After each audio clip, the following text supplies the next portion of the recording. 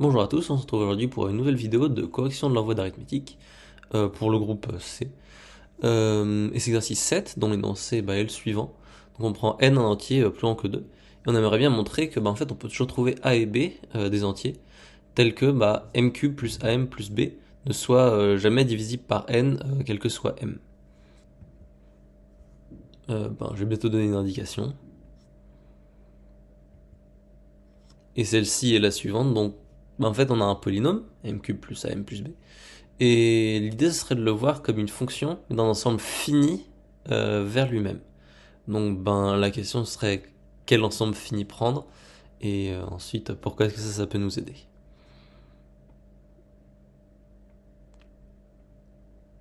Ok, alors pour la correction, je vais déjà commencer par définir cet ensemble, qui est plutôt sympathique. C'est l'ensemble suivant z sur nz. Bon, c'est un nom un peu bizarre, et je ne veux pas trop rentrer dans les détails de pourquoi il s'appelle comme ça. Donc voilà, on n'a pas nécessairement besoin.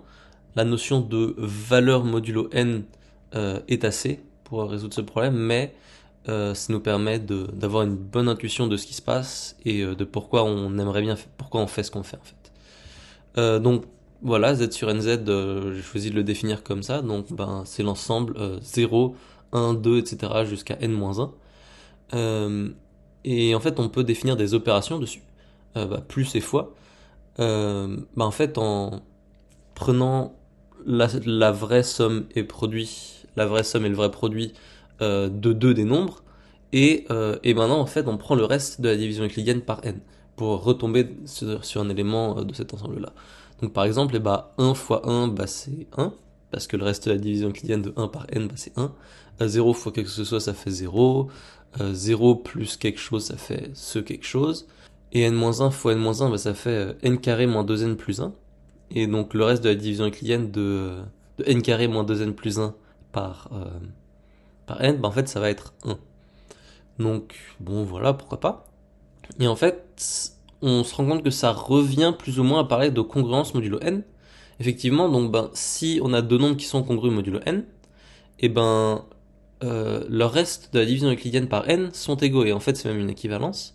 Si deux nombres ont le même reste de la division euclidienne par n, alors ils sont congrus modulo n. Donc en fait ça fait que cet ensemble qu'on a défini, ça correspond plus ou moins à regarder modulo n, puisque tout nombre a un reste de la division euclidienne, et quand on passe à ce reste, en fait on se retrouve avec un élément 2z sur nz, et on peut faire un produit et une somme, et en tant qu'élément 2z sur nz, en fait ça correspond bien à faire la multiplication dans n, et ensuite de prendre le résultat dans z sur nz. Donc en faisant la division euclidienne par n, ou alors en prenant juste le résultat modulo n, vu que c'est pareil. Donc voilà. Je vais pas rentrer plus dans les détails, c'est à peu près tout ce dont on a besoin.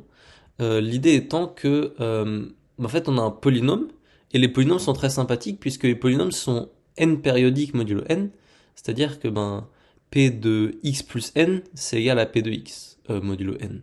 Ça c'est toujours vrai. Donc en fait, on peut voir un polynôme comme une fonction de z sur nz dans lui-même. Et ça c'est très sympathique puisque maintenant, on a enfin rejoint notre indication, qui est qu'on a vu un polynôme comme une fonction d'un ensemble fini dans lui-même. Et donc maintenant, il nous reste maintenant à trouver des valeurs a et b, et on veut des valeurs a et b telles que notre fonction ne prenne pas la valeur 0, puisque alors 0 dans z sur nz, ça correspond à être divisible par n dans z. Et en fait, si on fait juste varier b, et on laisse a constant, et ce qui se passe, c'est que on se rend compte que si on regarde la fonction m cube plus am, et si jamais il y a une valeur qui n'est pas prise dans z sur une z, bon, je l'ai appelée y, mais en fait, si on prend b égale moins y, justement, m cube plus am plus b ne va pas prendre la valeur 0. Donc ici, le moins y, ça va être probablement n moins y, mais encore une fois, c'est pareil puisqu'on est dans z sur une z, donc on identifie des deux nombres si le reste de la division euclidienne sont égaux. Bon, donc maintenant, en fait, il faut trouver un nombre a tel que m cube plus am ne prennent pas la valeur y pour un certain y. Et en fait, on se rend compte que ça, Si on pense un peu en termes d'équation fonctionnelle, ça revient à trouver un a tel que m cube plus am ne soit pas surjective. Et donc c'est là que c'est intéressant d'avoir un ensemble fini, c'est le fait que si on a une fonction qui est surjective, alors elle est injective, et réciproquement, si on a une fonction qui est injective, alors elle est surjective, parce que l'ensemble est fini. Donc ça c'est un exercice plutôt élémentaire, je vous laisse essayer de le faire si jamais vous me faites pas confiance. Et donc, maintenant, pour trouver un a tel que m cube plus am ne soit pas surjective, en fait il suffit de trouver un a tel que m cube plus am ne soit pas injective. Et donc, là maintenant on peut prendre à peu près tout et n'importe quoi en fait. On va juste prendre un nombre tel que m cube plus am ait plusieurs racines, c'est-à-dire qu'il soit égal à 0 à plusieurs endroits. En particulier, ça fera que ce soit pas injectif. Et en fait, voilà, ça va, c'est pas trop dur. Juste prendre a égale moins 1, en fait, ça marche. Puisque notre fonction vaut 0 en 0, et aussi 0 en 1. Donc notre fonction n'est pas injective, donc elle n'est pas surjective. Donc on peut effectivement choisir un b qui marche en ayant pris a égale moins 1.